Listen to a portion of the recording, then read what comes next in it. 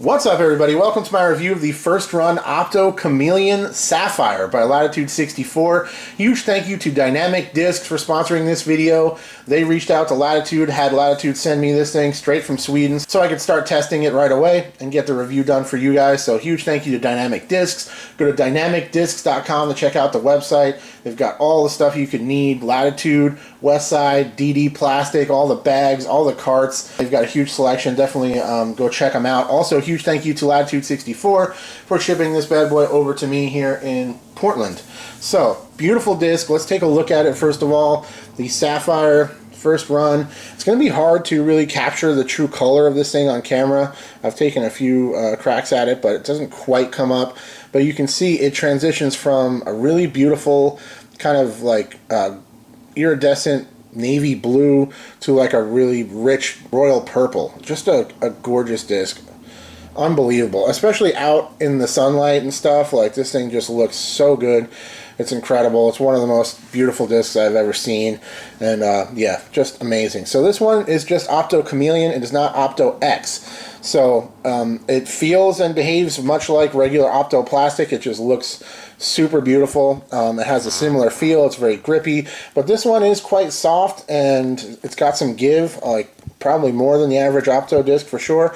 That could just be based on the fact that the plastic is lighter. You know, it's 157 grams as we take a look at the bottom here.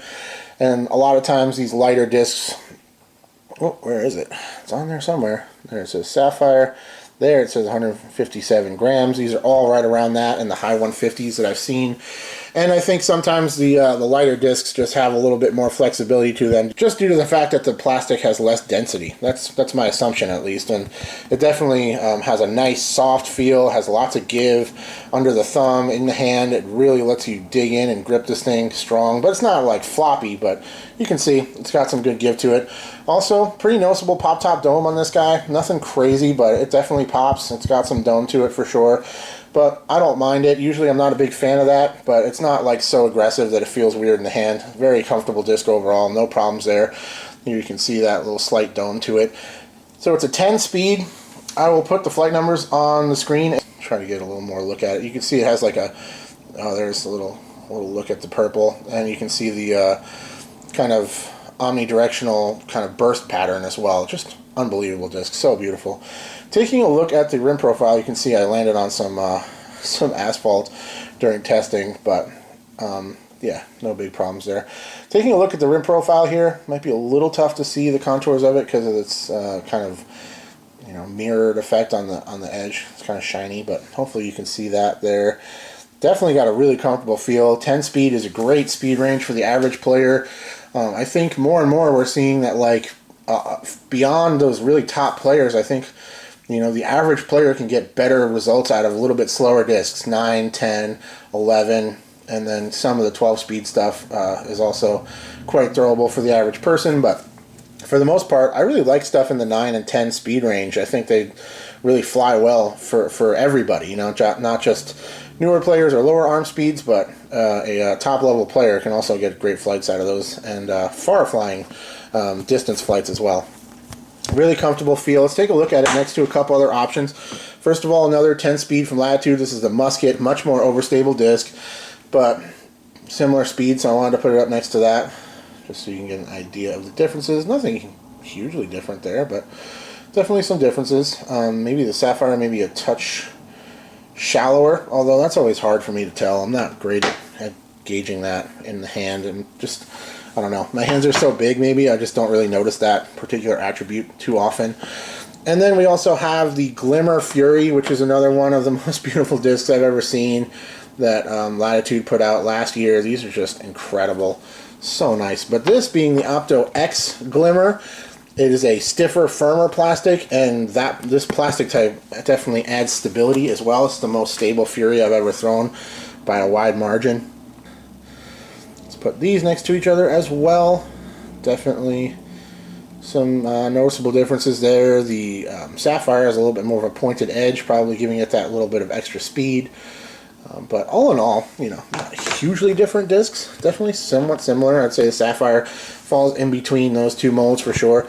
But all in all, great feel. The Opto Chameleon plastic is beautiful, but it's also very grippy and feels nice. And the Opto plastic in general is one of my favorite plastic types on the market. Well documented here on my channel. I throw a lot of it. I think it's great. It's super durable, and it just continues to fly great for a long period of time. Let's get into the flight of this thing, starting with me throwing it. This thing has sneaky distance, and it is definitely much more stable than I was expecting. I had already kind of heard some reports on it that it has more stability than you might think, so I kind of knew that, but had I not heard that, I definitely would not have expected this thing to be as stable as it is.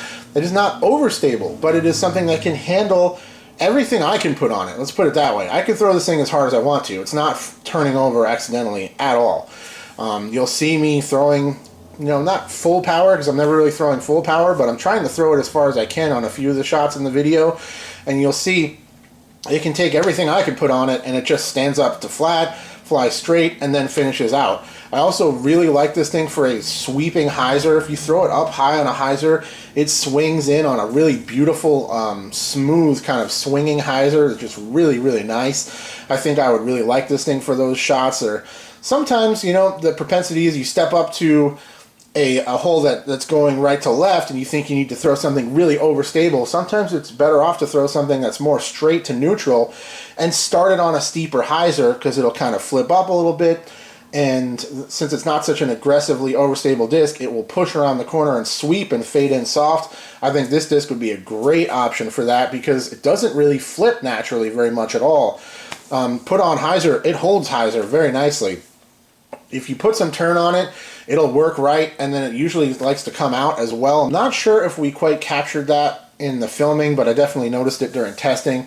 This thing flies awesome, guys. I really think that basically all players should check this thing out and just see what you think, because I think it'll surprise you, first of all, just in terms of the stability, the amount of power it can handle, and the glide and the distance you get out of this thing, just tremendous. For being 157, a lot of people feel like lightweight discs are really tough to control, or they don't have any stability. That's often not the case, and the Sapphire is a perfect example of that. So this disc being in the easy to use line, essentially it's designed to be a step up from stuff like the Diamond and the Jade, and it definitely is. In fact, I think there are some regular discs in the Trilogy family that are in between stuff like the Jade and the Diamond and the Sapphire. I put the Fury in between them in terms of stability. Definitely a Fury, considerably more understable disc than a Sapphire. I would say the Sapphire has a little bit more stability, definitely more speed and distance than an Escape, which is crazy because the Escapes just get out there with so much glide.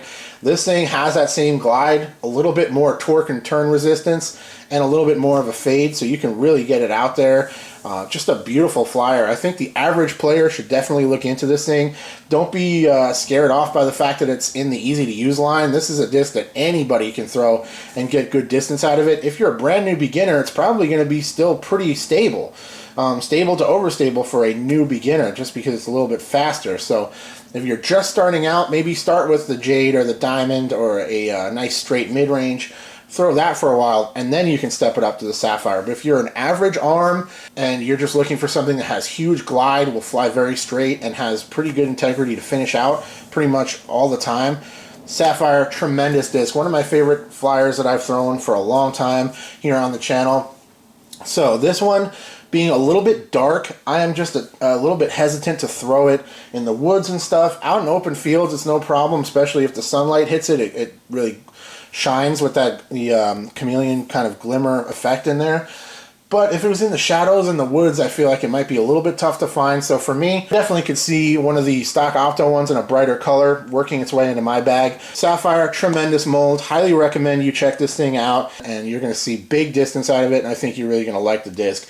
Great flyer. Thank you so much to Dynamic Discs for hooking me up with this thing.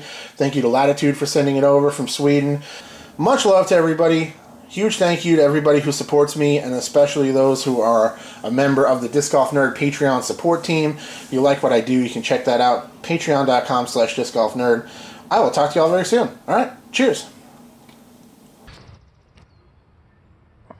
First row with the Sapphire. Let's see what happens. Not really sure what to expect.